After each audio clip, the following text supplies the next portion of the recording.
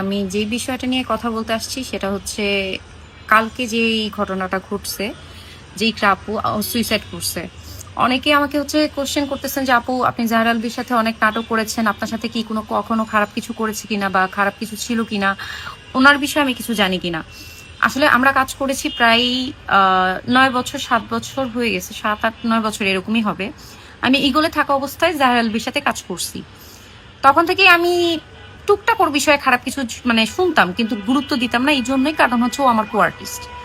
আর কখনো আমি নিজ চোখে কখনো খারাপ কিছু দেখি নাই, এই জন্য আমি কখনো কোনো কিছু বলি নাই। তো এরপরে যখন ও বের হয়ে গেল, বের হওয়ার পরে নানান দিক থেকে নানান খারাপ কথা, গুঞ্জন সবকিছুই শুনছি। কিন্তু মিডিয়াটা আসলে ধরতে গেলে খারাপ আবার ভালো। আমি মিডিয়ার কোনো দোষ দিব না, মিডিয়ার পার্সনদের দোষ দিব, কারণ যারা জেনে শুনে খারাপ কাজ করে তারাই খারাপ। তো আলবি বিবাহিত, ম্যারিড, ওর একটা বাচ্চা আছে। ওর বোঝা উচিত ছিল লাইফে অনেক কিছুই বাদ দিতে হয় জীবন থেকে। ওর ক্যারিয়ার সাজাইতে পারতো, ক্যারিয়ার না সাজায় ও উল্টাপাল্টা কাজ করছে, যার কারণে আজকে এত বড় একটা দুর্ঘটনা ঘটছে, একটা জীবন চলে গেছে।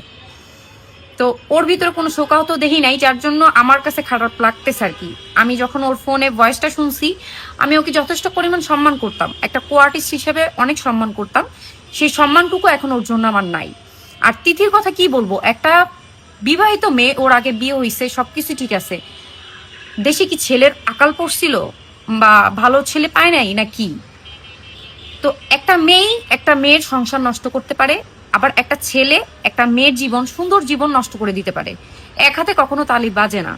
দুজনের মধ্যেই সমস্যা হয়েছে, দুজনের ধারাই এই প্রবলেমটা হয়েছে, যার কারণে এত বড় মানে আজকে পদক্ষেপটা নিছে এই ক্রাপু। সো যারা আমাকে কোশ্চেন করতেছেন, আমার যতটুকু জানানোর ছিল বা আমি যতটুকু জানি ততটুকুই বললাম। আমার সাথে আলবি কখনো খারাপ কোনো কিছু করে নাই, আর করার চেষ্টাও করে নাই, কারণ আমি ওই টাইপের মেয়ে না যে আমি এত সহজে সুযোগ দিব যে আসেন ভাই কথা বলি, এই সেই বক্কর চক্কর। আমি কাজ করতাম, কাজের বাইরে আমার কখনোই কোনো কিছু ছিল না। আর ব্যক্তি মানুষ হিসাবে সে কেমন সেটা তার বউ জানতো, এই জন্যই হয়তো বা আজকে এইরকম কিছু একটা করছে। যাই হোক, আমি চাই তারা যদি দোষী হয়ে থাকে অবশ্যই তাদের সুষ্ঠু বিচার হোক, দুইজনেরই বিচার হোক, দুইজনেই একসাথে যাতে ভোগে। একটা জীবন নেওয়া মুখের কথা না। আল্লাহ হাফেজ, সবাইকে ভালো থাকবেন।